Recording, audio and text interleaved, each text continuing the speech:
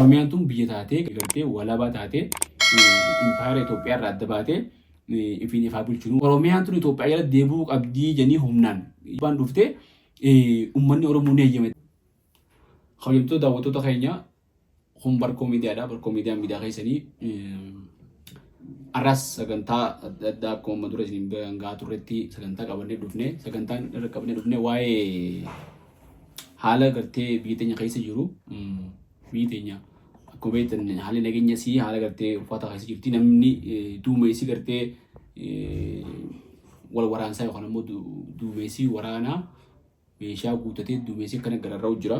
Duumessi kun ni roobamu roobu waan jiru waan waliin eeyinu garuu duumessi kana gartee qabiyyeen isaa maal fa'aadha duumessi kana maaltu akka gartee gaaddidduun lolaatuun biyya teenya dhuftu godhee hajuu laalla qabxii tokkoffaa irratti wanti ilaallu waa'ee Eertiraadhaan laalla. Biyya Eertiraatuun biyya moo qaama Itoophiyaa takka akkaataa seenaatti akkam turtee waan jiru diras seenuu baannus haala amma jiruun barbaacha gartee Itoophiyaan galaana diimaa barbaadu kana wajjin Itoophiyaan haqa qabdu kana niin fudhadhaa haqaan qabagguu jettee wanni kun ammoo birmadummaa biyya sanii hitu qabuun tuqu. Birmadummaan kun akkuma birmadummaa keenyaatti yoo ilaalle birmadummaa keenya dabarsineen kan hin jechaa birmadummaa biyya biraa yoo waqtuu taate hoo wanni kun haqa moo haqaa miti waan jiru akka ilma namaa tokko ilaalla. Seerri addunyaa akka jirutti ta'e jechuudha. Tokkoffaa kana ilaalla waa'ee kana gartee hayyoonni Oromootii fi hayyoonni Itoophiyaatii fi namoonni gartee silaa waa'ee biyya kana keessatti gumaacha godhuu danda'an ha gumaacha godhuu qaban dhimma kana akkamiin ilaalanii akkamiin fudhatanii waan jiru. Yoo gartee uummanni kun akkuma mirgi gartee ifiin bulchuudha.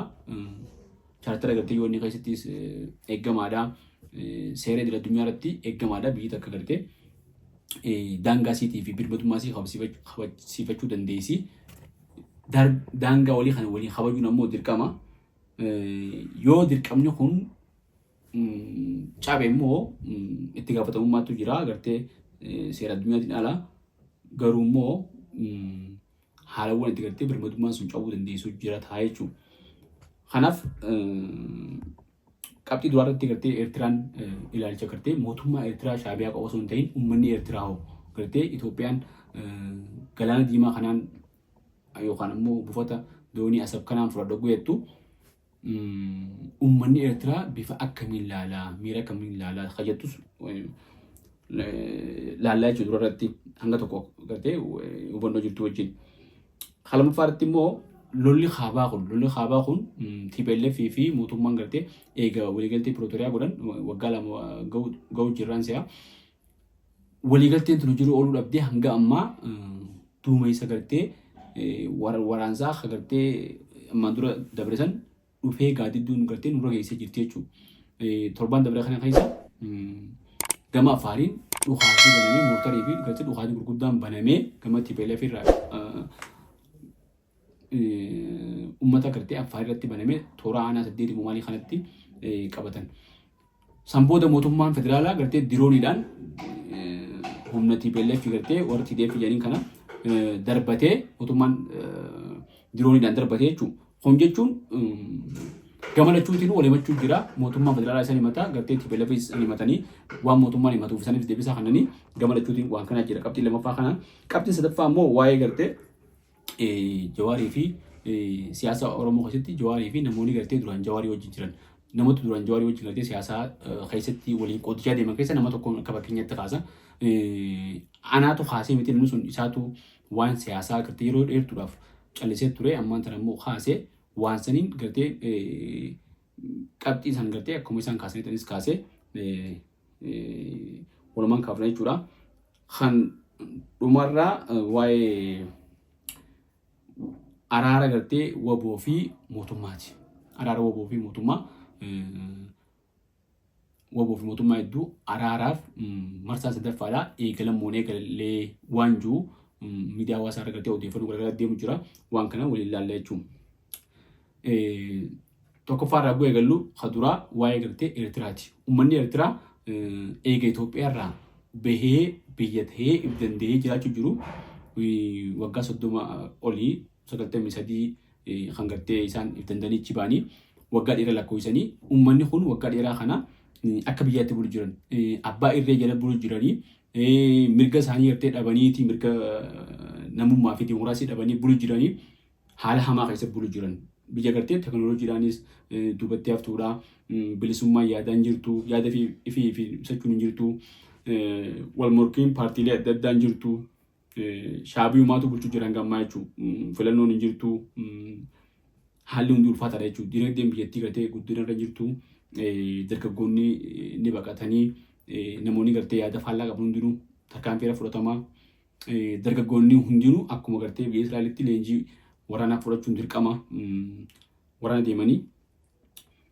biyyi tun qaama Itoophiyaa turtee gaafa gartee Xaaliyaan koloneeffattuu boodallee federeeshinii taatee Itoophiyaa wajjin bulaa turtee san booda immoo riifarandamii godhee uummanni filannoo godhanii garteen Itoophiyaa jiraachuun barbaannu jedhanii itti baanii uummanni kun kophaa isaanii bulaa turanii jechuudha.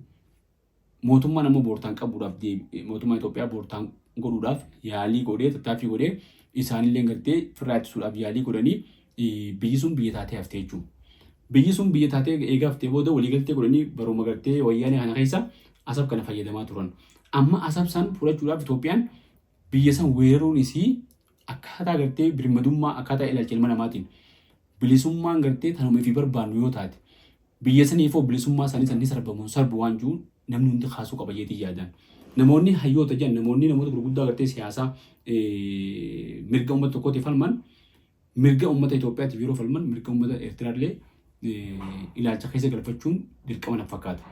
Yoo waan kana godhuu baannee jabaan gartee akka fedhe nama godhee laafaan ammoo akka sakaa dhabu taate hedduu ulfaataadha jechuudha. Kanaaf uummanni Eertiraa hoo mootummaa isaanii wajjin jiraachuu baatanis mootummaa isaanii wajjin gartee bilisummaa qabaachuu baatanis biyyi biraa takka eegisaan riifarandamiidhaan Itoophiyaa irraa fottoqanii ichi baanii booda gartee ilaalchi siyaasaa adda addaa jiraatu siyaasaan irra dalaguun jiraatu yoo biyyi biraa takka dhuftee qaamni alaa tokko isaa weeraree deebisaan isaanii maal ta'a? Uummanni kun tokkoomee tokkummaan firaa deebisa moo mootummaa isaaniitti garagaleeti akkuma gartee warri siyaasaa abdatu kanatti mootummaa wajjin dhee mootummaa isaanii san kuffisee birmadummaa dabarsee hannaa wanni jaan laalamuu qabdi jechuudha. Biyyoota hedduutu biyyoonni Afrikaadhaa bara 60moota keessa biyyoota gartee dandeettii waraanaatii fi meeshaalee waraanaa hin qabne turanii kolonii jala turanii garuu kolonii jalaa bahuudhaaf waan qabaniin eeboo fi uuma qabaniin qabsaawaa turanii qabsoo saniin sochii gartee yeroo dheeraa booda godhaniin aarsaa meeqa kafalaniin bilisooman jechuudha kolonii jalaa. Jaalataniitiif jechuudha warra Awurooppaa kadiisanii deeman dirqamaniiti. Kanaaf humna qabaataniif impeeriyaalistii yaada gartee impeeriyaalistiidha. Kan ifii jibbinu kan gartee warri Absiiniyaa kun nurraa fe'an jennee jibbinu fakkeenyaaf bakka Oromoo sabaa sablammoonni cunqurfaman Itoophiyaa keessa jiran faan impeeriyaalistii yaada gartee tokko abbaa biyyaa ta'e tokko immoo jala buluu qabaa ilaalchisan hordofuu qaba jennee yoo uummata Eertiraa kanarra kafeenu taate wanni kun sirriidha waan jiruutu laalamuu qaba jeetii yaada jechuudha. Yoo uummanni Eertiraa gartee birmadummaa biyya isaanii hin barbaanne dabarsanii kannuu yoo barbaadan yoo Itoophiyaa wajjin waliin makanii jiraachuu barbaadan yeroo san dubbiin immoo laaftuudha jechuudha gamarra gaariiti. Garuu immoo akka ilma namaa tokkotti guulaaltu ilmi namaa abbaan fedheewu hamtuu biyya isaa san irra filata malee biyyi biraa dhuftee biyya isaa akka weerartu hin barbaadu jechuudha. Kana Itoophiyaan gartee gaafa Xaaliyaan dhuftee weerartu Xaaliyaan silaa meeshaalee irra qabdii waa hedduu irra qabdii irra dhumeeti namni koloneeffataa injifatee jechuudha. Eertiraa tana gaafa gartee ammaan dura baadiyyaa meera walolanis biyyi sun xiqqoo taatus akka fakkeenyaaf waan tokko kana biyyi dubbate waggaa takkatti nama miliyoona 3 Itoophiyaa keessatti dhalataa Eertiraa takka oomishne jee Eertiraa takka oomishnes Eertiraan takkittiin sun ammoo isii biyya nuti immoo biyya keessa waliin jirra biyya san gartee nama waa xiqqoo waan qabdu jecha ni injifadhe jennee yaaduun meentaalitiin san sirriitti fakkaatu akka yaada kiyyaatti maaliif birmadummaa jira. Biyyi takka biyyeettee wareegama kafaluudhaaf namni gartee hayyoo wareegamuuf qaba. Yoo hayyoo sun qabaate immoo namni sun nama waa xiqqoo ta'eef nama laafaa ta'eef laaftuutti injifatamu jechuudha. Yoo injifattellee if jala bulchuudhaaf haalli ulfaataadha jechuudha. Kana biyyoota adda addaa keessatti arguu dandeessanii koloneeffattee eega qabattee booda biyya san karaa adda addaatiin si qabsaa'anii akkamitti qabattee taa'uu dandeessa. Fakkeenyaaf Itoophiyaan amma haala amma jirtu jechuudha qabatama amma jiru yoo wal sobuu baanne waraanni naannoo Tigraay keessa jiru booddee dhufna naannoo Amaaraa, naannoo Tigraay, naannoo Oromiyaa, naannoo adda addaa hunda keessa waraana jira. Waraana gartee riphee lolaadhaa fi mootummaa walitti buusu mootummaa wajjin walitti bu'u jechuudha. Osoo haala kana keessa jiru humna kana naannolee kana hundatti hiree kanarra dabree Eertiraa weeraruudhaaf yoo deeme hoon gartee hanga silaa liqimsuu danda'anii ol afaan kaatanii fe'amanii hafuu hin taatu waanjuu laalamuu qaba jechuudha jechuudha. Kanaaf dhimma kanarratti uummanni Eertiraa kun dabarsanii birmadummaa isaanii ni kannanii waanjuu sirrii ilaaluun barbaachisaadha jechuudha. Kana fakkeenyaaf maalirraa hin kaasee fakkeenyaaf Oromoon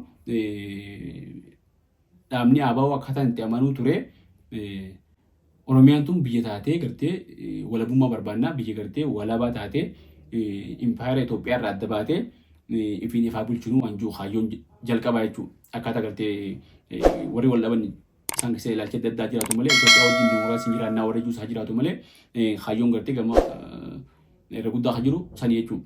Yoo fakkeenyaaf wanti sun dhugoomee Oromiyaan tun Itoophiyaa irraa baatee kophaas kan jiraatu taate Oromiyaan tun Itoophiyaa jala deebi'uu qabdii janii humnaan yoo gartee dhiibbaan dhuftee uummanni Oromoo ni eeyyamattanii ni yaaddanii uummanni Oromoo ni eeyyama. Amma dura hin eeyyamne fakkeenyaaf gaafa Itoophiyaan tun hundeeffamtu bara bulchiinsa ammayyaa kana gartee gaafa miliqsan hundeeffamu naannoleen Itoophiyaa kun hedduun humnaan caban malee tokko harkaan kan hin jechuudha. Waa xiqqoo namni harka kannee gartee nagaan bullajee harka kan kun cabeeti humnaan harka kannee malee cabe malee fedhiidhaan fudhannee jechuudha uummanni. Ammallee ilaalchisan uummanni namoota fudhatee hedduu. Waan san gabrummaatti hayyaatan ammallee gartee sirna biyya namni hedduun yeroo ammaa kanatti namoonni gartee gariin biyya ijaaruudhaaf waan san godhan kajee yaadu kolonii biyya keessaati cunqursaadha wanni sun fudhatamuu hin qabu. Aadaa teenya, eenyummaa teenya, seenaa teenya, sirna ittiin bulmaata keenyaa hunda diigee wanni sun amantii teenya hunda faalleessa janii fudhatan jechuudha. Gabrummaadha walabummaa san hin fudhatan jechuudha. Kanaaf uummanni Oromoo yoo gartee Oromiyaa tana hoggaa Itoophiyaa irratti deebisan jettee Itoophiyaan itti kaateen fudhanne uummanni Eertiraalleen Itoophiyaa irratti deebi'uu hin fudhatu jechuudha. Fakkeenyaaf jalqabu uummanni Eertiraa maalirraa ka'eeti maaltu maal ta'eeti Itoophiyaa irraa adda ba'ee waan jiru ilaaluu qaba namni jalqabu maa'u jechuudha. Ifiin bulchuun mirga gartee addunyaa irratti mirga gartee seeraa fi heera addunyaa keessatti bakka guddoo qabu. Ifiin bulchuun bakka gartee mirgi isaan eeggamneefitti uummanni tokko eenyummaan isaan kabajamneefitti sirna bulchiinsaa isaan keessatti ifiin agarreetti sirna ifiin fedhutti hin jiraannetti bilisummaa isaa sanii jecha biyyarraayis taatu fottoqee ifiin bulchuu danda'a waan jirutu seera addunyaa keessa jira. Uummanni Eertiraatis seera san fayyadameeti ilaalcha saniin Itoophiyaa irraa fottoqee jechuudha. Kana immoo deebisnee Itoophiyaa deebisnee jettuu uummanni kun ni fudhataa waan jiru sirrii ilaaluu barbaachisa jechuudha. Akkanumatti gartee mirqaanaan kaanee asa fudhanne jennee deemuu tura jechuudha. Kanaaf uummanni waan san fudhachuu yoo baatan akka uummanni Oromoo gartee sirna kolonii addunyaa irratti deebisee ittiin fudhannetti uummanni Eertiraalleen fudhatan jechuudha. Loojikii kana yoo ilaalle. Kanaafuu bifa kanaan ilaaluun barbaachisaadha jechuudha. Qabxii takka faratti. Qabxiin lammaffaadha waa'ee loloo kaabaa kana. Lolli kaabaa kuni TPLF jalqabumarraa TPLF gartee waliigaltee waraanaa san waliigaltee waraanaa dhaabuu Pretooriyaa qabooteef